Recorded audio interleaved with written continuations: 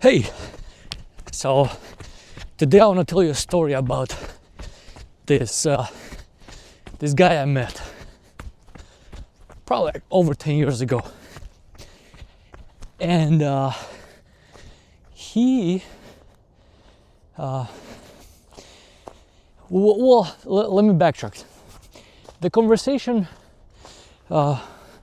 wound its way to religion, and this conversation is memorable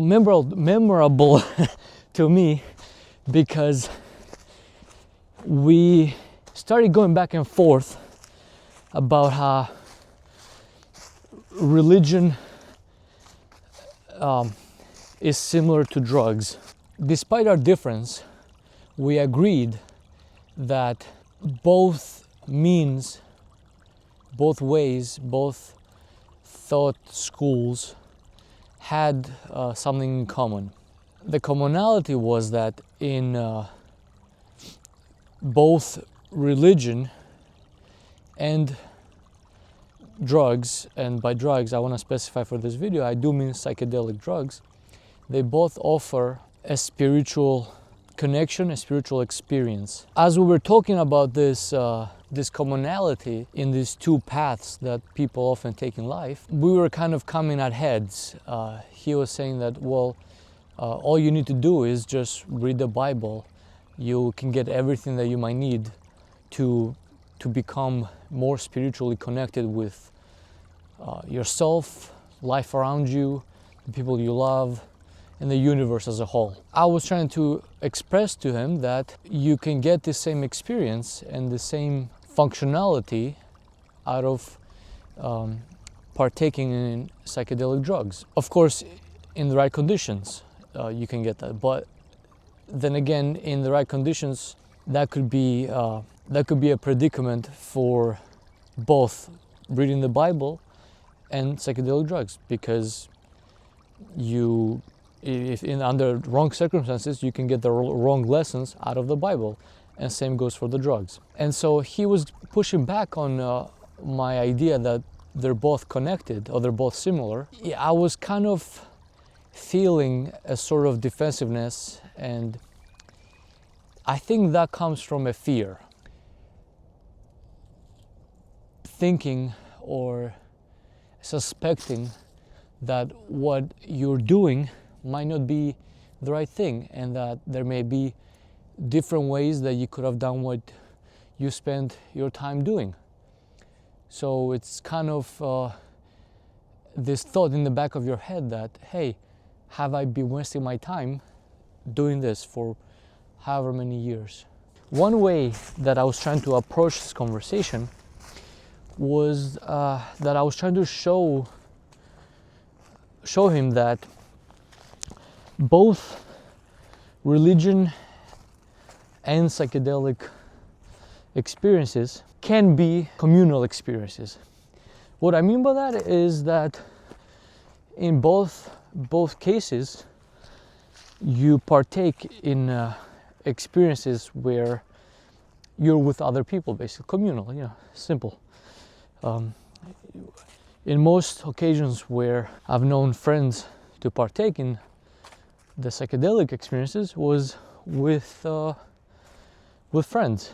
Well, his argument was that, all the druggies and abusers that I've known have done these by themselves in the room. He was really fighting against my argument that they're very close and similar experiences.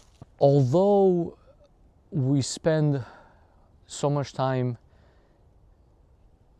deepening our roots and learning and trying to absorb as much as we can from either of these experiences, there's still a fundamental issue that I would say the majority of the people do not end up with.